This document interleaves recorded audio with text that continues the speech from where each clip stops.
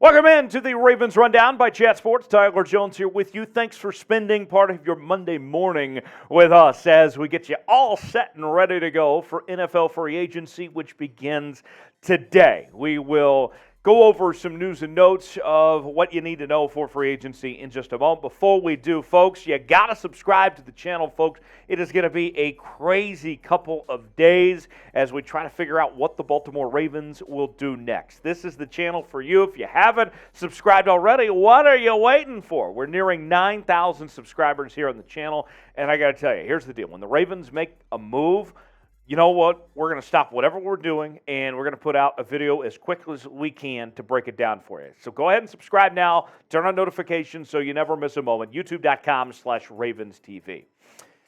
Free agency here, and although the Ravens have some limitations when it comes to the salary cap, there are some moves that we're still anticipating, whether it comes to players being re-signed or restructured, whatever it may be. The Ravens will still be active in some way, shape, or form over these next few days. In fact, they've already got things started, as according to ESPN's Jeremy Fowler this morning, Gus Edwards reworked his contract in Baltimore, reducing his pay by about $1 million from $4.38 million, but includes incentives to earn that money back and more, according to Fowler. So Gus Edwards, I know there was questions about his future, whether he would remain or not with the Ravens, but it looks like for now he is staying with the Baltimore Ravens with this restructure that's been done.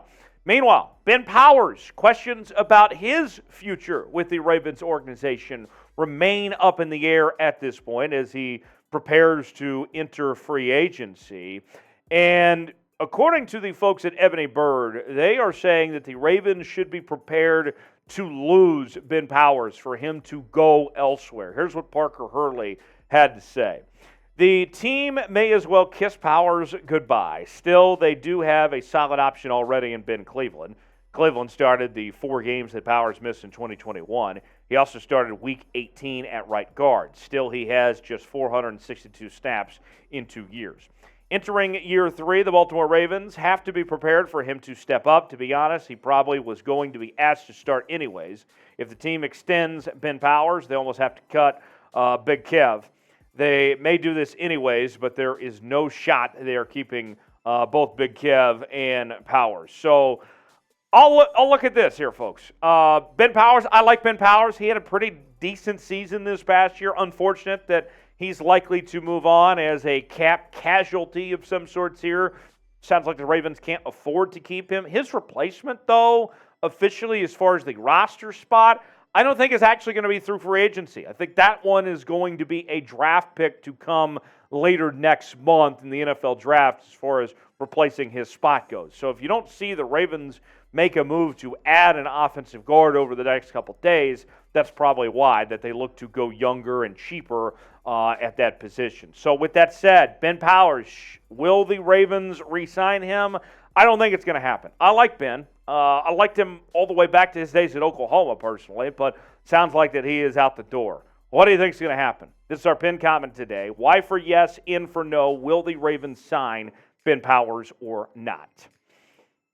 Allen Lazard to the Baltimore Ravens. He is considered a top contender to the Ravens if Aaron Rodgers leaves Green Bay. So we're kind of in a domino effect period of some sorts here, as Aaron Rodgers, of course, being linked to the New York Jets, and he's supposed to make a decision sometime in the coming days. And if Aaron Rodgers were to leave, it's expected that Allen Lazard would not want to come back to Green Bay as well. If Rodgers is there, Lazard is expected to want to come back to Green Bay. Here's more from Garofolo of the NFL Network, NFL Insider. Packers wide receiver Allen Lazard is, like the rest of us, waiting to see where Aaron Rodgers winds up.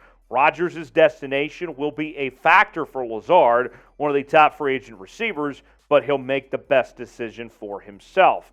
And then where do the Ravens fall in all of this? Well, according to Dan Graziano of ESPN, and Dan had some really good insights on the Ravens within the last day or two. We got more from Dan here in a second, but let's start with Lazard.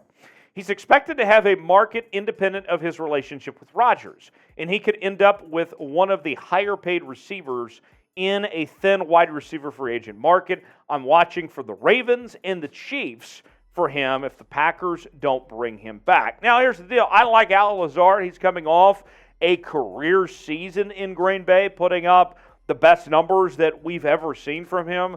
And he's come a long way from being an undrafted free agent several years ago. With that said, though, if you add Allen Lazard, this is not going to be a move that you're just wiping your hands clean where everything's fine and dandy all of a sudden here.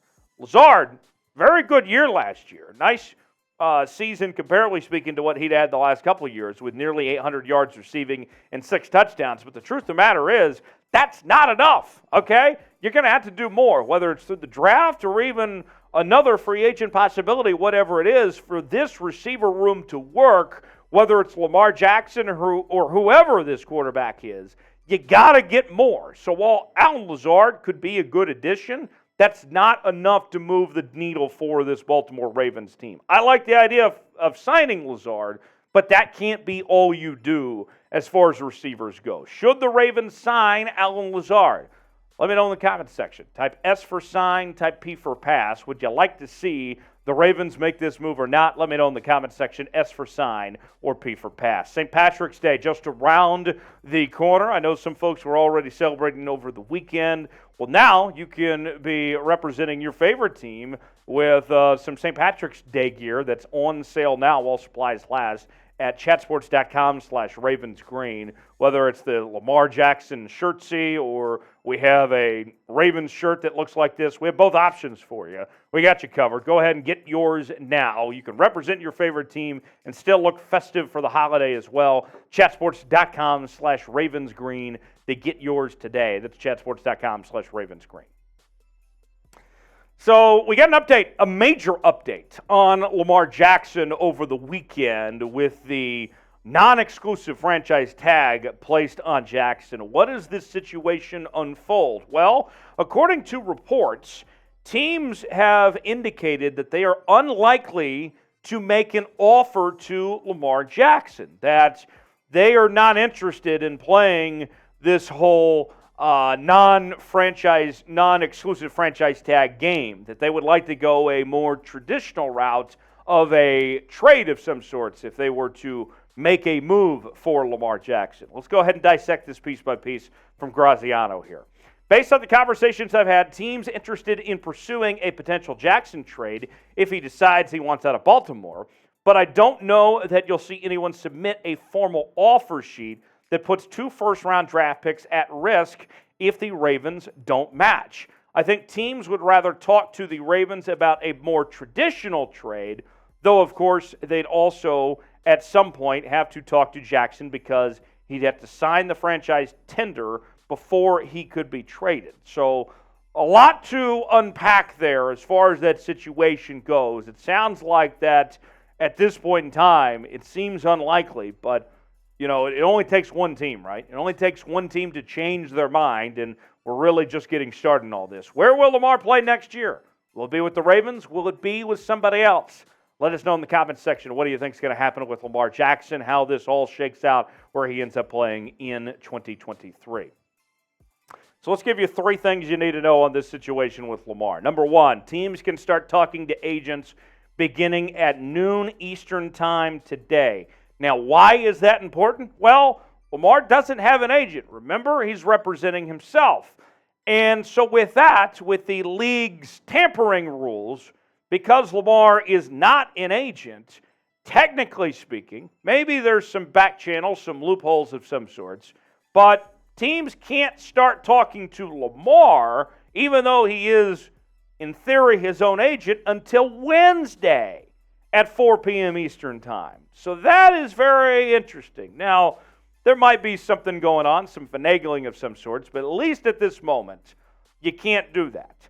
And no offer sheets can be sent in with an opportunity to deal with that non-exclusive franchise tag until Wednesday at 4 p.m. Eastern Time. So we might have to wait a bit before we get an answer on Lamar Jackson's future at this point compared to some of the other moves that are going to go on in free agency here with Lamar representing it himself, kind of can push things off a little bit, traditionally speaking, compared to the rest of how free agency goes. So before we wrap up today's show, give me one prediction for the Ravens in NFL free agency, whether it's something to do with Lamar Jackson or Allen Lazard or somebody we haven't talked about today. Give me one prediction, whether it's a signing, a restructure, a re-signing, whatever it may be. Give me one prediction of what you think the Ravens will do in free agency. You can also chime in on social media. Interact with me there. We'll talk in Ravens on Twitter, Instagram, and Facebook at Tyler Jones Live, and I'll see you next time. Stay plugged away to the channel. We got you covered here on the Ravens Rundown. Thanks for joining us.